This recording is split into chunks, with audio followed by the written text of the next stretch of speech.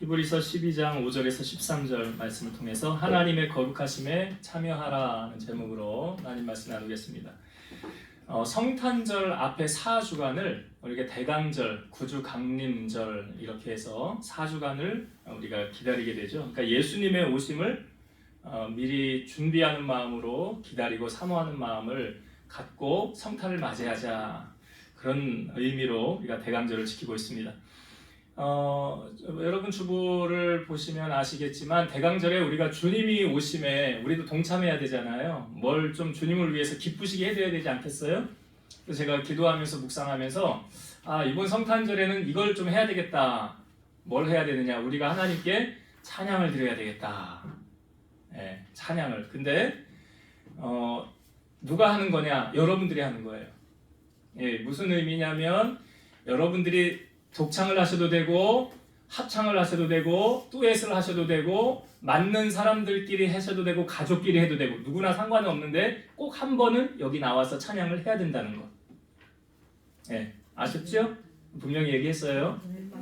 예, 성탄절에 여기 나와서 이제 저는 누구하고 할 겁니다 하고 알려주시면 뭐 여기 MR을 할 수도 있고 반주를 집사님에게 부탁을 해서 할 수도 있어요. 성탄절에는 누구도 예외 없어요. 다 한 사람에 한 번씩은 나와서 찬양해야 된다라는 것하고, 또 한 가지는 뭐 하냐면 성탄절에 사람들이 왜 케이크도 이렇게 나누고 선물도 주고받고 하잖아요. 그래서 케이크는 교회에서 준비를 할 거고 선물 교환을 하려고 그래요. 우리 민집사님이 저한테 소스를 좀 줬는데 선물 교환을 좀 하자, 성탄절에. 그래서 선물을 하나씩 다 준비해 갖고 오세요. 예. 가격은 부담이 되지 않도록 10,000원에서 20,000원 사이가 좋을 것 같아요. 그 이하도 괜찮아요. 20,000원을 넘지 않는 한도 내에서. 너무 비싼 거 하면 또 부담이 되니까 가격이 정해지는 거예요. 그래서 하나씩을 다 준비해 오셔야 돼요, 그날. 그래서 여기서 그날 뽑기를 해서 나눠주기를 할 거예요. 그래서 성탄절을 우리가 예수님의 오심을 좀 나도 기다리고 사모하는 마음으로 찬양으로 주님께 영광을 좀 올려드리자, 그런 의미와 또 주님의 탄생을 우리가 서로 축하하며 나누는 의미의 선물 교환을 하려고 합니다. 그리고 그날은 점심을 또 이제 나가서 이제 외식을 우리 다 교인들 같이 할까 생각을 하고 있어요. 그러니까 미리 그렇게 아시고 성탄절을 여러분들이 준비를 해주시기를 바랍니다. 뭐 꼭 광고 같은데요. 광고 시간 해야 될 걸 제가 좀 미리 한 것 같아요. 여러분, 하나님은 무소부재하시다고 그러죠. 그리고 모든 일을 계획하시고 실행하시고 일하시는 하나님이시다. 그래서 예레미야 33장 2절에 보면 일을 행하시는 여호와, 그것을 만들며 성취하시는 여호와, 그의 이름을 여호와라 하는 이가 이와 같이 이르시도다. 그러니까 하나님이 모든 시나리오를 만들어 놓으시고 하나님이 계획하시고 실행한다는 거죠. 사도 바울이라는 사람이 어떻게 해서 회심하게 됩니까? 다메섹으로 가다가, 다메섹에 가는 목적은 뭐예요? 예수 믿는 사람들 옥에 쳐넣으려고 명단을 가지고 이제 공문을 가지고 가는 거예요. 그런데 거의 도착할 때쯤 돼서 갑자기 사도 바울이 눈을 떴는데 앞이 보이질 않는 거예요. 근데 하늘에서 음성이 들리기를 사울아 사울아 네가 왜 나를 박해하느냐 그랬더니 누구십니까? 그래요. 나는 네가 박해하는 예수라. 그래요. 거기서 사도 바울이 예수님을 만난 거죠. 그리고 너는 어느 집에 들어가 있어라. 내가 사람을 보내어서 너를 위해서 기도해서 다시 눈을 뜨게 할 것이니라. 여러분, 눈을 멀게 하신 그분이 주님이시잖아요. 그러면 주님께서 사도 바울의 눈을 뜨게 하실 수도 있지 않습니까? 근데 그렇게 하지 않으시더라는 거죠. 아나니아라는 제자를 하나님이 부르시죠. 주님이 부르시죠. 그러면서 이렇게 주님 말씀하시는 거예요. 저기 가면 사울이라는 자가 있는데 그가 지금 기도하는 중이니라. 그러니까 네가 가서 그가 앞을 못 보고 있는데 기도해서 눈을 뜨게 해주어라. 그러니까 아나니아가 깜짝 놀라가지고 이렇게 말하는 거죠. 주님 무슨 말씀하시는 거예요? 그 사람의 소문이 지금 사방에 다 퍼져서 다 알아요. 예수 믿는 사람들 다 잡아다가 옥에 쳐넣고 있는데요. 여기 온 목적도 우리를 잡아서 옥에 쳐넣으려고 이리로 지금 향하고 있는 거 아닙니까? 라고 말하는 거예요. 근데 주님이 이렇게 말씀하세요. 가라. 이 사람은 내 이름을 이방인과 임금들과 이스라엘 자손들에게 전하기 위하여 택한 나의 그릇이라. 그가 내 이름을 위하여 얼마나 고난을 받아야 할 것을 내가 그에게 보이리라. 그래서 아나니아가 주님의 명령에 마지못해서 갑니다. 갔더니 그가 눈 뜨고 있는데 못 보죠? 그러면서 이렇게 말하는 거지. 아나니아가 형제 사울아, 네가 곧 오는 길에서 만났던 그 예수께서 나에게 나타나셔서 너로 하여금 기도해 주어서 다시 너로 보게 하시고 성령으로 충만하게 하신다 해서 다시 아나니아가 기도함으로 말미암아 사울의 눈에서 비늘 같은 것이 벗겨지게 되었고 그가 다시 보게 되었다는 거죠. 이것도 사람을 통하여 하나님이 일하신 거 아닙니까? 나라를 잃고 남유다 백성들, 북이스라엘도 그렇지만 나라를 잃은 남유다 백성들이 바벨론의 포로로 잡혀가잖아요. 근데 잡혀가기 전에 에레미야가 예언을 하지 않습니까? 나라가 망하기 10년 전에 예언을 했잖아요. 하나님의 말씀을 선포한 거죠. 70년이 지나면 다시 이 땅으로 하나님이 우리를 인도하여 들이실 거라고. 우리를 향한 하나님의 계획은 장래에 희망과 소망을 주기 위함이고 재앙이 아니라고 그렇게 말하잖아요. 근데 나라는 멸망을 하고 포로로 잡혀가 있을 그때에 에레미야의 말이 어떻게 이루어졌습니까? 하나님께서 바사왕 고레스의 마음을 감동시키심에 이렇게 말씀하시죠. 너 유다 백성들은 다 지금 여호와께로 예루살렘으로 돌아가라. 그리고 예루살렘을 위해서 하나님의 성전을 건축하라 라고 말하잖아요. 그러니까 바사왕의 마음도 하나님이 움직이셔서 일하시지 않습니까? 그 말씀을 이루어 가시잖아요. 에스더서 말씀에도 보면 이 수산숭, 바벨론의 수도가 수산성 아닙니까? 거기에서 이 왕 바로 밑에 있었던 하만이라는 사람이 유대인 특히 모르드게가 자기에게 절하지 않는다는 이유로 한 날을 정해서 모든 유다인들을 다 멸하려는 계획을 세우죠. 그 소식을 알고 유대인들이 금식을 공포하고 우리 이제 다 죽는 거 아니야? 거의 기간이 1년 정도 남았는데 1년 뒤에 우리 이제 다 죽는 거 아니야? 그때 모르드게가 그 왕후였던 에스더, 유대인이죠. 에스더에게 가서 이렇게 말하죠. 네가 하나님께서 너를 왕후의 자리에 세우신 것이 지금 이때 우리 민족을 구원하기 위함이 아니냐 그랬더니 에스더가 이렇게 말해요. 아니 왕이 나를 불러야 내가 나가는 거지. 지금 왕이 나를 부르지 않은 지 30일이 넘었는데 부르지 않고 나갔다가는 죽는 법입니다. 그러니 나 나가기 좀 힘들겠는데요. 그러니까 모르드게가 또 이렇게 회신을 전하는 거예요. 하나님께서 우리를 어떠한 방법이든지 우리를 이 악한 하만이라는 사람의 손에서 우리를 구원해 내실 것이다. 네가 일하지 않아도 하나님은 우리를 구원해 내실 거야. 그래 너가 일하지 않으면 하나님이 너는 그 자리를 잃게 될 것이고 망하게 될 것이다 라는 말을 합니다. 근데 그 말에 또 도전을 받아서 에스더가 이런 회신을 보내죠. 내가 그러면 왕 앞에 왕이 부르지 않아도 나가겠다고. 그러나 나를 위해서 3일 동안 금식해달라고. 금식하고 내가 죽으면 죽으리라는 마음으로 왕 앞에 나아가겠다고. 그래서 유대인들과 함께 같이 기도하고 에스더가 나갔을 때 하나님이 이미 왕의 마음을 움직여 놓으셨죠. 그리고 에스더를 통해서 이 유다 민족을 구원하는 것을 보게 됩니다. 애굽에서 430년 동안 종살이하던 이스라엘 백성들 또한 누가 이스라엘 백성들을 구원해냅니까? 모세라는 지도자를 하나님 부르셨죠. 그래서 430년 동안 종살이하였던 그 민족을 모세가 이렇게 인도하고 출애굽해서 광야 길을 가게 하고 약속의 땅 가나안에 들어가기 전까지 그 길을 인도하지 않았습니까? 여러분 하나님께서는 오늘도 하나님의 사람을 통해서 주의를 감당하게 하신다는 거죠. 그러면 하나님이 사람을 통하여 일하실 때 하나님은 완벽한 사람을 부르실까요? 좀 부족한 사람 부르실까요? 부족하지만 하나님께서 그 사람을 부르셔서 하나님이 만들어서 하나님의 도구로 사용하시는 거예요. 그래서 부족한 그 사람을 하나님의 도구로 사용하기 위해서 겪는 과정을 연단이라고 말합니다.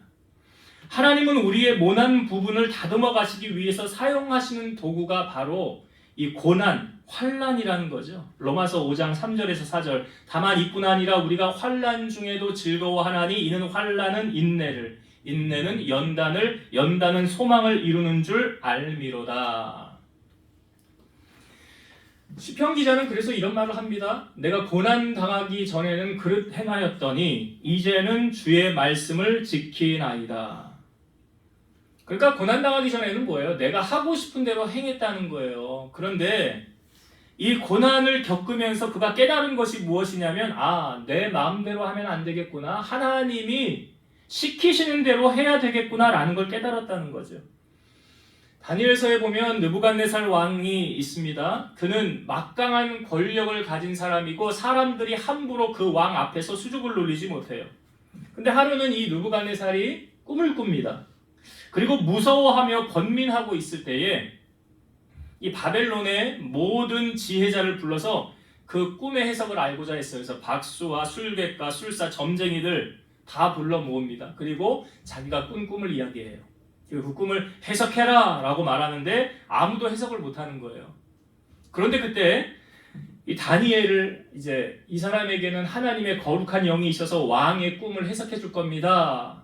그래서 다니엘을 불러와서 자기 왕이 꿈꾼 것을 먼저 이야기합니다. 꿈의 내용이 이거였어요. 중앙에 한 나무가 높이 있는데 아주 견고하고 높이 하늘까지 닿아서 그 모양이 땅 끝에서도 다 보이겠고 잎사귀는 아름답고 그 열매는 많아서 만민의 먹이가 될 만하고 들짐승이 그 그늘에 있으며 공중의 새가 거기에 깃들이며 육체를 가진 모든 것이 거기서 먹을 것을 얻더라. 그런데 환상 가운데 한 순찰자, 한 거룩한 자가 하늘에서 내려와서 그 나무를 베고 가지를 자르고 잎사귀를 떨어뜨리고 열매를 해치고 짐승들을 그 아래에서 떠나가게 하고 새들을 그 가지에서 쫓아냈다는 거예요. 그러나 그 뿌리에 구루터기를 땅에 남겨두고 새와 노줄로 동여 매고 그것을 들풀 가운데 두어서 그것이 하늘 이슬에 젖고 짐승과 어울려 진에게 두었다는 겁니다. 또 그 마음이 사람과 같지 않고 오히려 짐승 같은 마음을 지니게 하여서 7회를 지나게 하였고 이 순찰자의 명령대로 거룩한 자들의 말대로 이 지극히 높으신 이가 사람의 나라를 다스리시며 자기의 뜻대로 그것을 누구에게 주시든지 천한 자를 그리고 그 어떠한 자를 그 위에 누가 세우시는 줄을 사람으로 하여금 알게 하리라.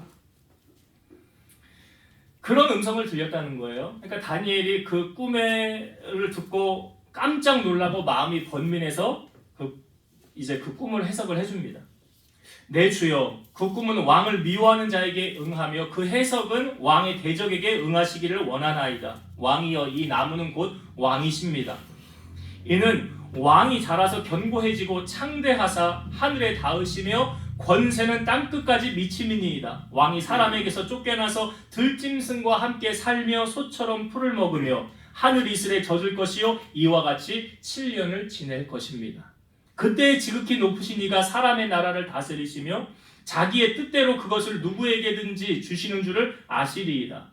또 그들이 그 나무 뿌리에 그루터기를 남겨두라 하였은즉 하나님이 다스리시는 줄을 왕이 깨달은 후에야 왕의 나라가 견고하여지리이다. 그런즉 왕이여, 내가 아뢰는 것을 받으시고 공의를 행함으로 죄를 사하고 가난한 자를 긍휼히 여김으로 죄악을 사하소서. 그리하시면 왕의 평안함이 혹시 장구하시리이다.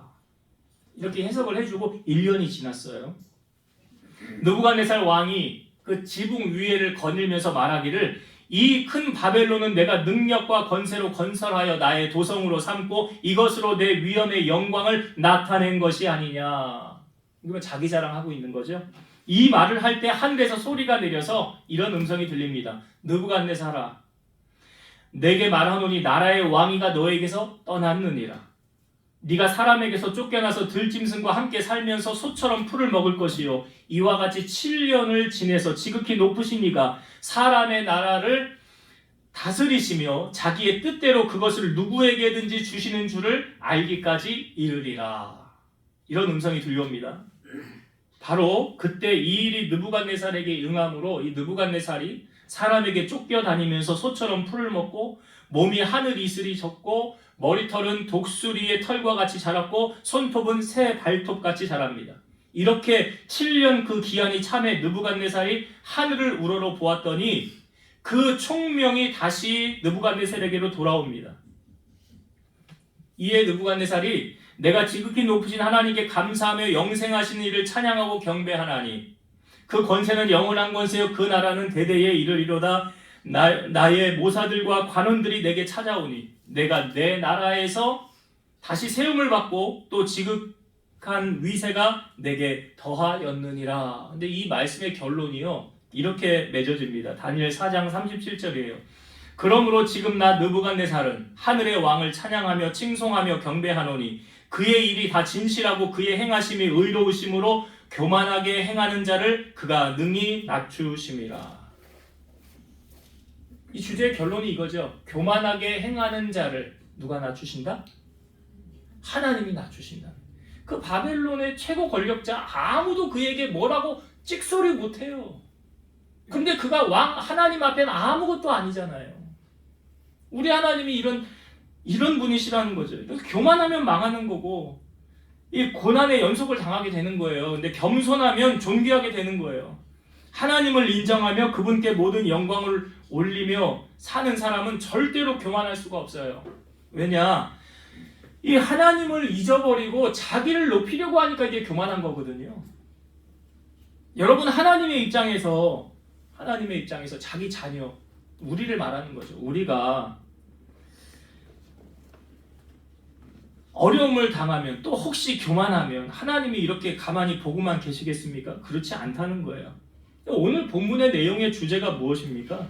제가 제목을 하나님의 거룩하심에 참여하라라고 제목을 정했는데 그 하나님의 거룩하심에 참여하는 과정은 그냥 되어지는 게 아니라는 거죠. 오늘 우리가 읽은 본문을 제가 다시 한번 읽어보려고 그래요. 5절부터 한번 다시 봅시다. 먼저 이 말씀을 잠깐 이해하고 오늘 본문을 좀 더 나누려고 해요. 제가 5절부터 10절까지 읽어볼게요.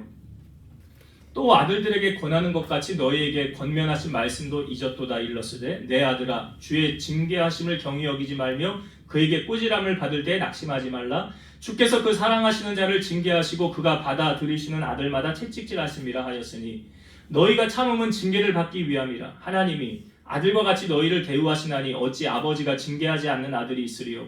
징계는 다 받는 것이거늘 너희에게 없으면 사생자요 친아들이 아니니라.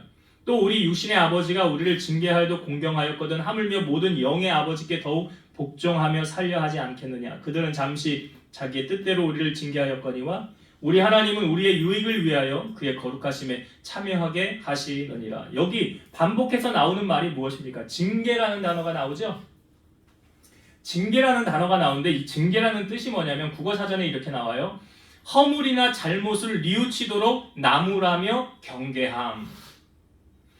허물이나 잘못을 뉘우치도록 나무라며 경계함. 나무라는 게 뭐 쉽게 말하면 혼내는 거잖아요. 혼내는 거. 아니 부모가 자녀를 키울 때 잘못하면 어떻게 회초리 들고 종아리 걷어 손바닥 대 하면 때리잖아요. 왜? 다시는 그렇게 하지 마 그러면서 때리는 거 아닙니까? 그런 의미잖아요. 이게 징계가. 그러니까 여러분 제가 앞부분에도 말씀드렸지만 하나님은 완벽한 사람을 부르셔서 하나님의 일을 맡기는 게 아니죠. 하나님은 부족한 자, 허물 많은 자, 연약한 자를 부르셔서 하나님의 도구로 빚어가시는 거예요.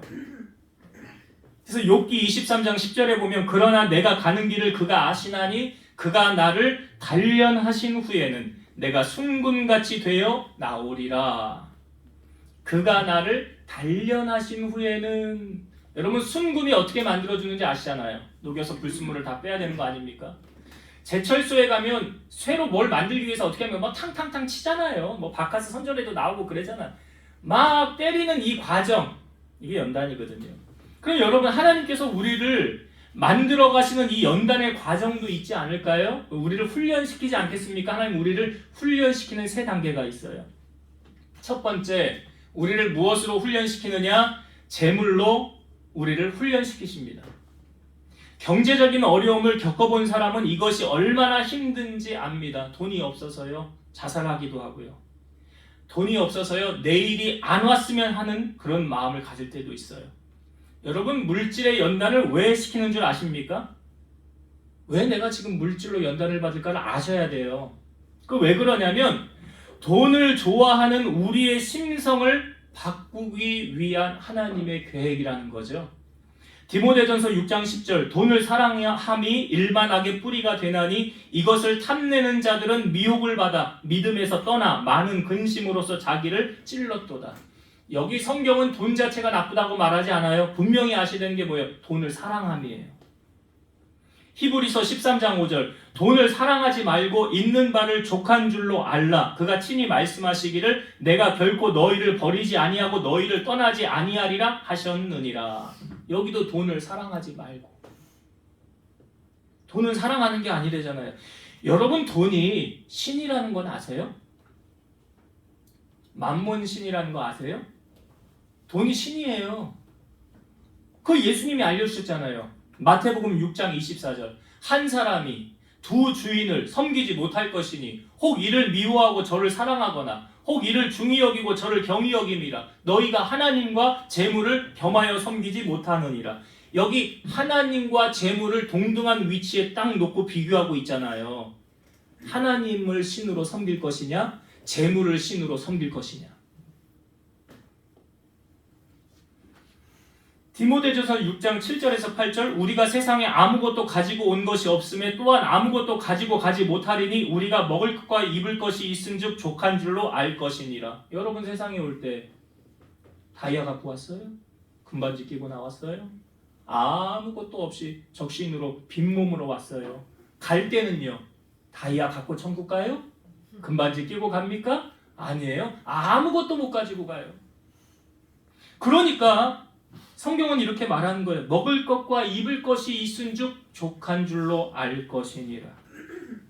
이 말 속에는 하나님이 우리를 공중의 새를 보라 들의 백합화를 보라 그 말씀하고 똑같은 거잖아요.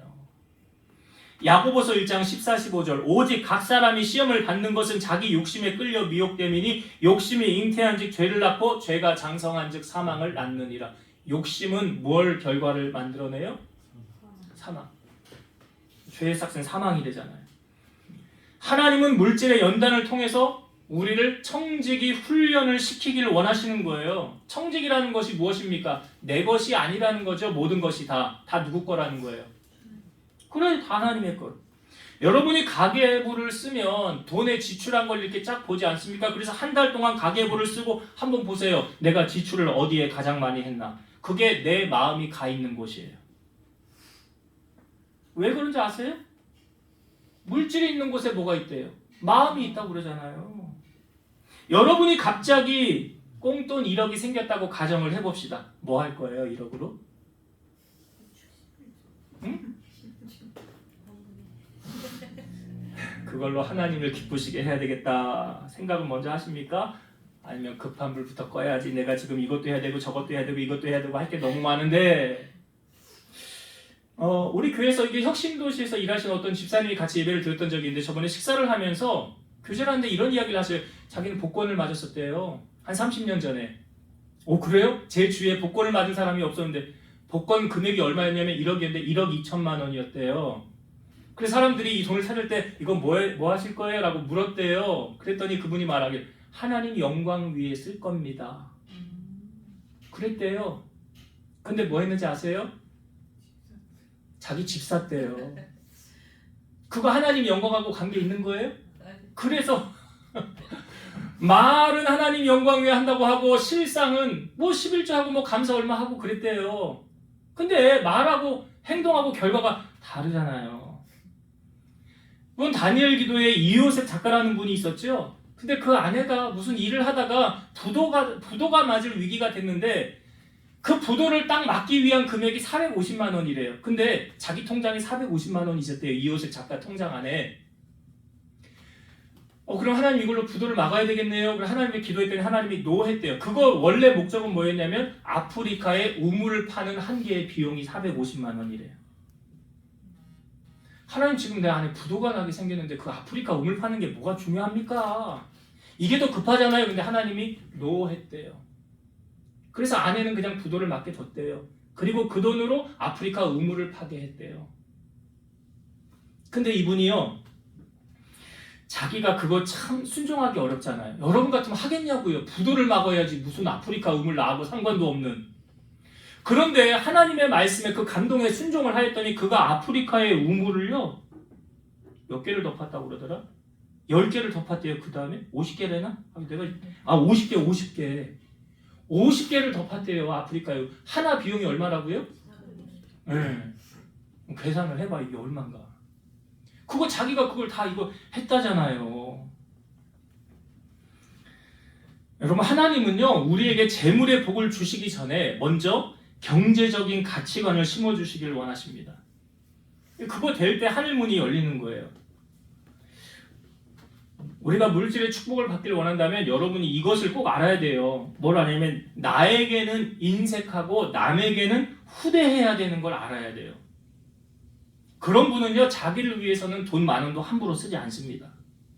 근데 교회를 위해서, 성도들을 섬기고 돌아보는 일을 위해서는요, 그냥 아낌없이 베풀어요. 저희 노예 제법 큰 교회에 있었던 이야기인데요. 어떤 장로님이 이사를 했어요. 그러니까 목사님하고 성도들 모셔서 입주 예배를 드렸어요.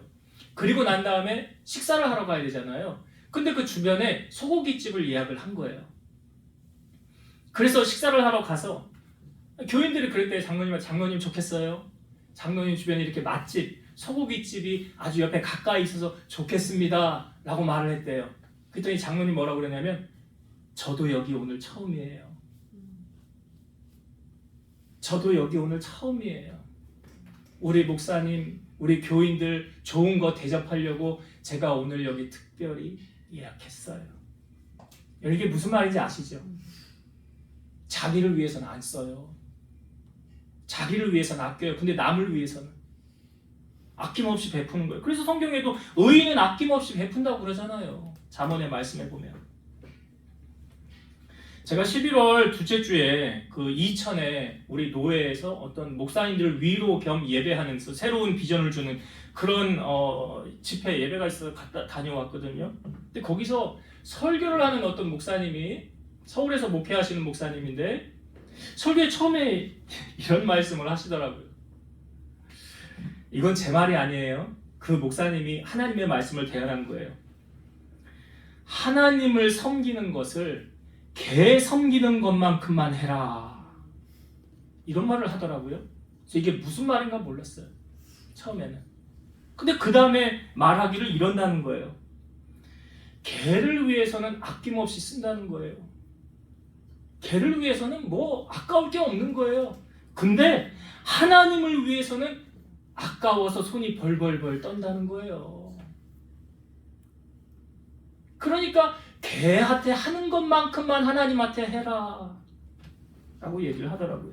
여러분, 하나님의 아킬레스건이 있어요. 신명기 8장 12절에서 14절. 네가 먹어서 배부르고 아름다운 집을 짓고 거주하게 되며 또 네 소와 양이 번성하게 되며 네 은금이 증식되며 네 소유가 다 풍부하게 될 때에 네 마음이 교만하여 네 하나님 여호와를 잊어버릴까 염려하노라. 이게 하나님의 아킬레스건이라고요. 저 복 주면 떠나면 어떡하지? 복 주면 교만하면 어떡하지? 어깨에 힘들어가면 어떡하지? 그래서 신명기 8장 11절 방금 한 말씀 앞에 이 말씀을 전제 조건으로 하신 거예요. 내가 오늘 너에게 명하는 여호와의 명령과 법도와 규례를 지키지 아니하고 또 하나님 여호와를 잊어버리지 않도록 삼갈지어다. 그러니까 힘들고 어려울 때는 하나님 찾아, 부르짖어, 간구해. 근데 내가 부유하게 되고 부자가 되고 근심 걱정 떠나고 아무 염려가 없으면 그때도 그렇게 하나님을 경외하고 찾겠냐 이 말이죠. 학개서 2장 8절 은도 내 것이요 금도 내 것이라 만군의 여호와의 말이니라. 하나님이 은과 금 주인이시라지요. 잠언 8장 18절 부귀가 내게 있고 장구한 재물과 공의도 그러하니라. 부귀가 뭐예요? 부와 존귀. 그래서 다윗이 말하잖아요. 부가 주께로부터 말미암는다고. 주님께로부터 오는 거라고. 이걸 누가 누립니까? 잠언 8장 21절 이는 나를 사랑하는 자가 재물을 얻어서 그 곳간에 채우게 하려 함이니라. 여러분, 성경에 보면 돈 쫓아가다가 망한 사람들 많죠. 가룟 유다. 예수님이 은 30에 팔고 목매다가 죽었잖아요. 그거 써보지도 않았죠. 다 돌려줬죠. 아가는요, 여리고성에 나오는 모든 재물 여호와의 곳간에 드려라 했는데 자기 장막 밑에 숨겨놨다가 어떻게 됐어요? 가족들하고 돌무덤 됐잖아요. 돌에 맞아 다 죽었잖아요. 부자 청년도 마찬가지였죠. 예수님의 말씀에 순종하지 못한 결과로 주님 떠나지 않았습니까? 우리가 이걸 분명히 알아요. 물질의 주인은 내가 아니라 누구예요? 그거 정확하게 아셔야 돼요. 그래서 하나님은 우리가 청지기 사명을 갖도록 뭘 시키신다고? 물질의 연단을 시키시는 거예요. 청지기는 무엇입니까? 심부름자라는 거예요. 돈이 내게 아니라고요. 이거 하나님이 나에게 맡기신 것을 내가 청지기의 사명을 어떻게 하느냐? 그거 잘하면 주님이 이렇게 말씀하시죠. 착하고 충성된 종아. 근데 하나님하고 상관없이 내 마음대로 내가 하고 싶은 대로 하면 악하고 게으른 종아. 그래서 하나님 물질의 연단을 우리에게 시키는 거예요. 이거 바꾸기 위해서. 두 번째, 하나님은 우리를 무엇을 통해 훈련시키십니까? 인간관계 훈련을 시키세요. 사회생활 하다 보면 일이 힘들기보다는 사람 때문에 받는 스트레스가 너무 힘들다고 말을 합니다. 하나님의 마음에 합한 종이었던 다윗 있지요. 다윗이 골리앗 죽이고 난 다음에 영웅 됐잖아요. 이스라엘의 영웅. 여인들이 노래도 만들어요. 사울은 천천히요, 다윗은 만만이더라. 영웅이 됐어요, 하루아침에. 그러면 그 다음부터 꽃길이 펼쳐져야 되잖아요. 근데 다윗의 인생에 그 다음부터 가시밭길이 펼쳐졌어요. 그 뒤에부터 사울이 다윗을 죽이기 위해서 군사를 풀고 눈에 불을 켜고 다윗 죽여서 데려와라. 다윗 찾아와라. 아니, 가장 높은 권력자가 그 사람 하나 죽이는 거 일도 아니잖아요. 그러니까 다윗이 사울을 피해서 계속 도망을 다니는 거예요. 약 10여 년 동안 광야, 수풀로 도망자로 살았어요. 가장 높은 최고 권력자가 일반 평민 한 사람 죽이는 거 일도 아니잖아요. 근데 그가 그렇게 사울이 다윗을 죽이지 못한 이유를 성경은 말합니다. 사무엘상 23장 14절 다윗이 광야의 요새에도 있었고 또 식광야 산골에도 머물렀으므로 사울이 매일 찾되 하나님이 그를 그의 손에 넘기지 아니하시니라. 하나님이 다윗을 사울의 손에 넘기지 아니하셨더라. 그러니까 참새 한 마리도 하나님 허락 없이 떨어지지 않는다는 거죠. 그러나 사울을 통해서 다윗을 만들어 가신 거 아닙니까? 그러니까 하나님은 인간관계를 통해서 우리를 만들고 다듬어 가신다는 사실이죠. 여러분, 사람이요, 자기 자신을 객관적으로 보는 것이 가장 어렵지 않습니까? 난 주관적으로는 나를 봐. 근데 객관적으로 나를 볼 수가 있느냐 말이에요. 이 객관적인 평가는 내가 하는 게 아니에요. 그렇죠? 다른 사람이 하는 거예요. 우리는 이 야곱을 통해서 이걸 볼 수 있거든요. 야곱이 그 에서하고 쌍둥이 아닙니까? 그 이름이라는 뜻조차가 뭐였어요? 야곱은 발꿈치를 잡다. 에서는 붉다, 털이 많아서. 그런 이름의 뜻이에요. 그러니까 야곱의 이름 뜻에서 발꿈치를 잡았다는 게 뭘 의미해요? 자기가 형하고 싶었다는 거잖아요. 하루는 이 에서가 사냥을 하고 돌아왔는데 야곱이 죽을 쓰고 있었죠. 팥죽. 그러니까 이 에서가 얼마나 힘듭니까? 이 사냥하고 와서 야, 나 팥죽 한 그릇만 줘라. 그랬더니 이제 이 팥죽을 가지고 야곱이 딜을 하기 시작하는 거예요. 그럼 형 장자의 명분을 내게 팔아. 그러면 내가 팥죽 줄게.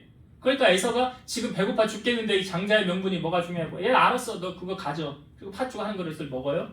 그리고 나서 이제 아버지가 이삭이 눈이 멀어서 이 장자, 이스라엘은 장자의 축복권인데 장자를 축복하려고 에서에게 너 사냥해서 맛있는 거 사냥해서 잡아와서 요리를 해서 내게 가져와라. 내가 그거 먹고 너에게 축복하리라 하고 에서가 사냥하러 간 사이에 이 이삭의 아내였던 리브가, 그러니까 야곱의 어머니가 리브가가 이 야곱에게 여기다 털옷을 입히고 털을 막 묻힌 다음에 너 형 에서처럼 흉내내가지고 아버지에게 들어가서 이 음식을 주고 장자 축복권을 받아와라.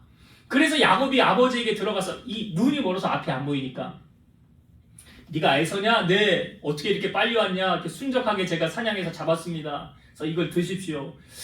근데 가만히 들으니까 목소리는 야곱의 목소리인데 털은 에서의 팔이로다 하고 먹고 그냥 축복을 해줬어요. 장자고 축복을 해주고 난 다음에 에서가 돌아왔는데 사냥을 해서 가져오니까 야, 네 동생이 와서 이 축복권을 받아갔다. 이 사실을 알고 이 에서가 화가 나니까 야곱을 죽이려고 하는 거예요.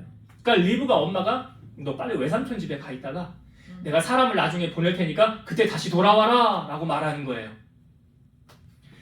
그래서 20년 가 있는데 사람이 다시 안 왔어요. 리브가는 이제 죽었고 다시는 야곱의 얼굴을 보지 못했습니다. 하나님이 20년이 지나서 이제 다시 보내려고 할 때 이 야곱이 외삼촌 라반의 집에 가서 어떤 일을 겪게 되냐면 자기가 사랑하는 외삼촌의 둘째 딸 라헬이 있었어요. 라헬을 위해서 내가 7년 동안 무료로 봉사하겠습니다. 그러니 그 딸을 내게 주십시오. 7년을 봉사하고 난 다음에 첫날 밤을 딱 가지려고 하는데 일어나 보니까 라헬이 아니라 큰 따님 레아가 들어와 있는 거예요. 그러니까 외삼촌에게 가서 아니 왜 이렇게 했습니까? 야, 우리 고장에서는 둘째 딸 먼저 보내는 게 아니야. 첫째를 먼저 보내야 돼. 이 라반의 입장에서는 레아가 좀 얼굴이 그렇게 이쁘지 않았거든요. 시집도 못 가고 살면 어떡하나 불쌍해서 레아를 먼저 보낸 거죠. 그러니까 이 라반이 너 나를 위해서 7년을 더 봉사해. 그러면 레아도 주고 라헬도 줄게. 그래서 더 14년 봉사를 하고 그 다음에 야곱이 외삼촌에게 그러는 거예요. 내가 외삼촌에게 받은 게 없지 않습니까? 그러니 나를 위해서 이제 내가 한 가지를 구하겠으니 그거 나에게 해주십시오. 그러니까 양 중에서 아롱진 것, 검은 거 나오거나 염소 중에서 아롱진 거 나오면 나에게 주십시오. 그러니까 이건 돌연변이거든요. 그 돌연변이 나오면 나에게 달라는 거예요. 그러니까 이 라반이 혹시나 있는 돌연변이들을 다 골라내가지고 3일길을 띄워놓고 그 다음에 네 마음대로 해봐라 라고 했는데 하나님께서 야곱에게 그 다음부터 이제 막 복을 쏟아부어주기 시작하는 거죠. 그리고 나서 20년이 되었을 때 하나님께서 말씀하시기를 너 이제 고향으로 돌아가라 라고 말해요. 근데 이제 라반에게요 말하지 않고 몰래 자기 가족들하고 자기 재산들 다 챙겨가지고 돌아가는데 라반이 쫓아오는 거예요. 7일 길을 쫓아와요. 그 다음 날이면 이제 야곱을 만나게 돼요. 왜 쫓아오는 걸까요? 야곱을 죽이고 재산을 다 빼앗으려고. 그런데 그 전날 밤에 하나님이 라반에게 나타나셨어요. 이렇게 말씀하시는 거예요. 너 야곱에게 머리털 끝 하나 건드리면 내가 가만히 두지 않을 거야. 그에게 아무 말도 하지 마. 하나님이 나타나셔서 말씀하시니까 라반이 꼼짝을 못하는 거죠. 그 다음날 야곱에게 만나서 너 왜 나한테 인사도 안 하고 갔냐. 우리 인사도 하고 이러고 가야지. 그러면서 실상을 말하죠. 내가 실상 왜 왔는지 알아? 너를 죽이고 내가 이거 다 빼앗으려고 했는데 어젯밤에 네가 섬기는 하나님이 나타나셔서 나에게 말씀하시더라. 그러니 내가 어떻게 하지 못하겠다라고 말하는 거예요. 그러니까 야곱이 그때서야 마음에 품은 것을 얘기하는 거예요. 내가 20년 동안 외삼촌을 위해서 양떼들을 위해서 수고하며 있었는데 외삼촌은 나한테 월급 준다고 하면 월급도 안 주고요. 10번이나 맨날 속여먹고요. 사람 그렇게 부려먹고 그렇게 했다는 거예요. 근데 여러분 이 야곱의 말 속에서 우리가 뭘 보냐면 야곱이 원래 어떤 사람이었습니까? 원래 야곱이요 이렇게 약삭빠른 사람이었어요. 원래 야곱이요 사기꾼 기질이 다질했던 사람이에요. 그러니까 야곱은 지금 라반을 보면서 뭘 느끼는 거예요? 저 모습이 내 모습이었구나. 그걸 보는 거예요. 그러면서 뭘 깨닫는 거예요? 나 이제 그렇게 살면 안 되겠구나. 저게 내 모습이었네. 여러분 주변에 지금 혹시 여러분 주변에 어떤 사람이 많습니까? 사기치는 사람 많아요?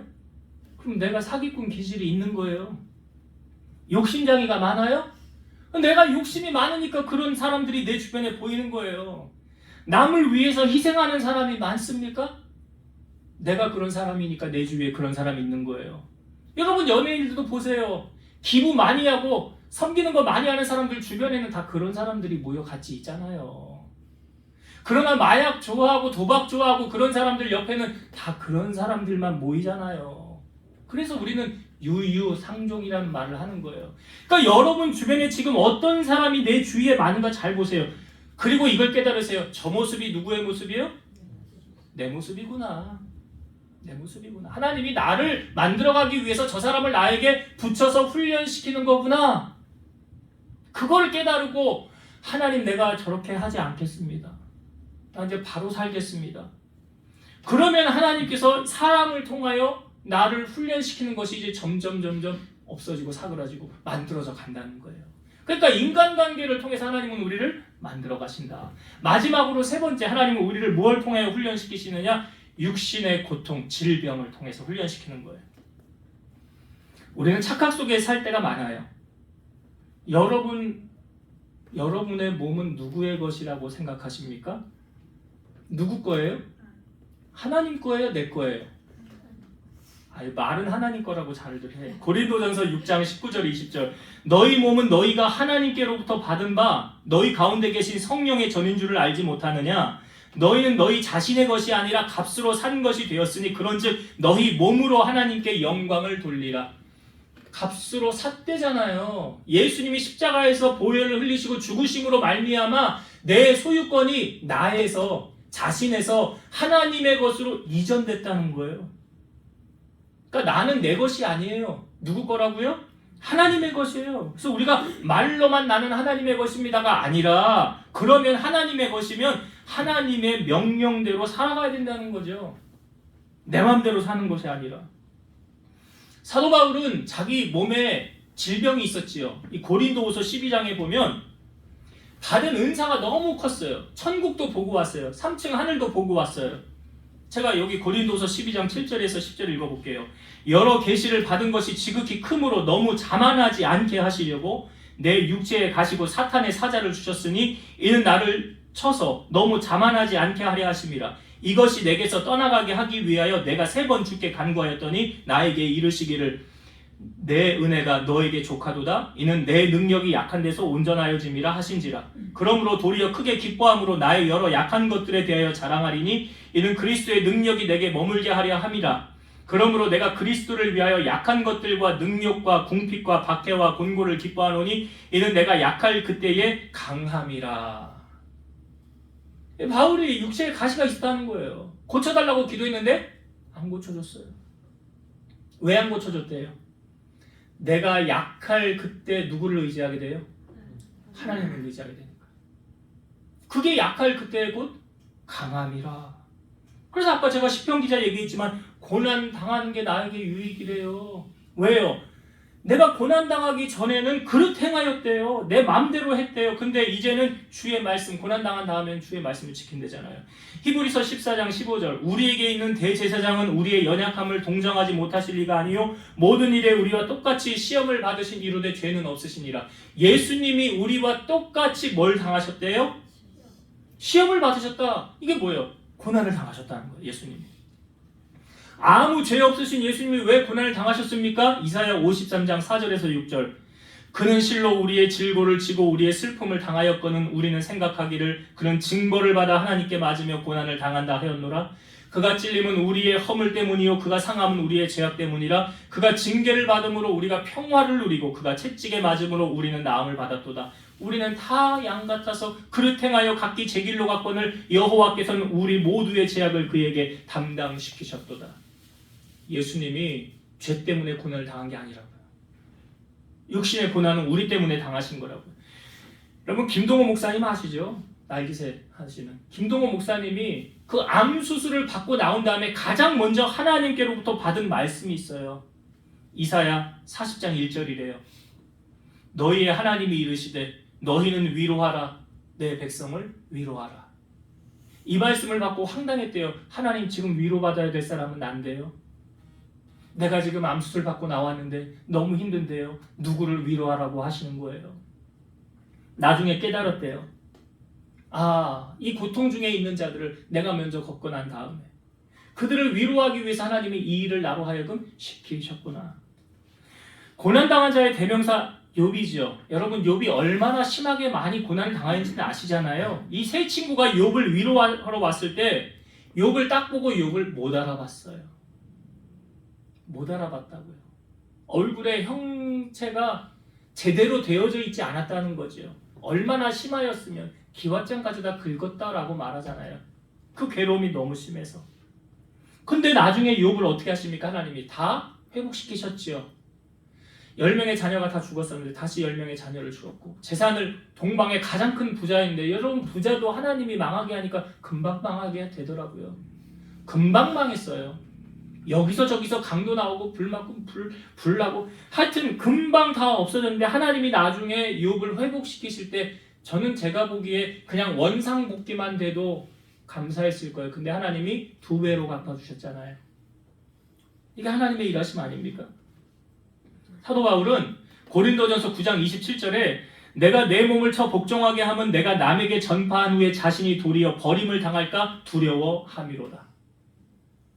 내가 하나님 앞에 버림당하면 안 되잖아요. 버림당. 그래서 뭐 했대? 자기를 쳐. 이 육신의 질병, 고통이 있는 그 가운데서 복종했더라 라고 말하고 있어요. 그러니까 하나님이 우리를 다듬어 가시는 3가지의 방법 오늘 나누었어요. 이제 말씀의 결론을 나눌게요.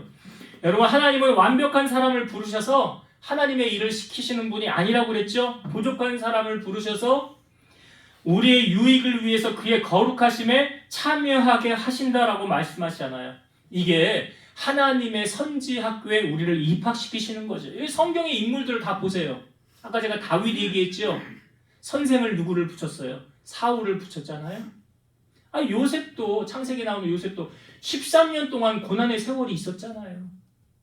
그리고 야곱도 형을 피해 도망갔지만 거기 이거 피했더니 더 큰 산 만났잖아요. 라반, 그 사기꾼.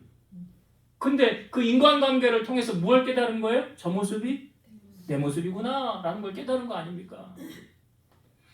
그러니까 우리를 선지학교에 입학시키셔서 하나님이 쓰기 편한 도구로 만들어 가신다는 거죠. 잠언 25장 4절 은에서 찌꺼기를 제하라 그리하면 장색에 쓸만한 그릇이 나올 것이요. 찌꺼기를 제하는 훈련, 이게 뭐라고요? 연단이에요. 그래서 어떤 사람은, 이건 아무도 모르는 건데, 어떤 사람은 5년의 연단으로 끝나는 사람이 있고 욥과 같이 한 25년 이렇게 30년 연단을 받는 사람도 있고, 어떤 사람은 1년의 연단이 끝나는 사람도 있고, 그거는 하나님이 정하신 거예요. 우리는 아무도 몰라요. 그러나 여러분 분명히 기억해야 될 사실은 무엇입니까? 나 연단 빨리 끝나고 싶은데 라고 한다고 오늘 말씀을 잘 기억하세요. 하나님이 뭘로 3가지를 연단시키시라고? 재물로. 그 다음에 뭐예요? 인간관계, 사람을 붙여서 훈련시킨다고. 그 다음에 육신의 고통을 통해서 훈련시키신다. 요 3가지 훈련을 내가 지금 어떻게 받고 있나 잘 기억하세요. 그래서 나는 이제 이 정도면 하나님 나 쓰실 때 됐잖아요. 나 이제 청지기 사명도 잘 감당하고, 나 사람들을 볼 때 나는 낮추고 상대방을 높이고 있잖아요. 나 육신의 질병도 가시 사도 바울과 같은 마음으로 가지고 내가 그렇게 주님 섬길게요. 그런 마음으로 우리가 하나님을 섬긴다면 하나님이 그 모든 연단의 때를 마치고 정금과 같이 들어서 사용하실 줄로 믿습니다. 그런 은혜가 여러분에게 있기를 주의 이름으로 축원드립니다. 기도하시겠습니다. 오늘도 살아서 역사하시는 하나님 감사합니다. 징계는 다 받는 것이거늘 너희에게 없으면 사생하라고 했습니다. 자기 아들이 아니라고 했습니다. 우리가 잘못된 길로 갈 때 하나님은 사랑의 매를 드셔서 우리를 바른 길로 가게 하십니다. 또한 환난은 인내는 연단은 소망을 이루게 하신다고 하셨사오니 우리가 밟는 이 연단을 통해서 정금과 같이 주님 앞에 나아가게 하시고 나중 하나님께서 쓰시기에 합당한 도구로 온전히 세움을 받아 존귀하고 귀하게 쓰임받는 우리 성도들 다 되게 하여 주옵소서. 예수님 이름으로 기도드리옵나이다. 아멘.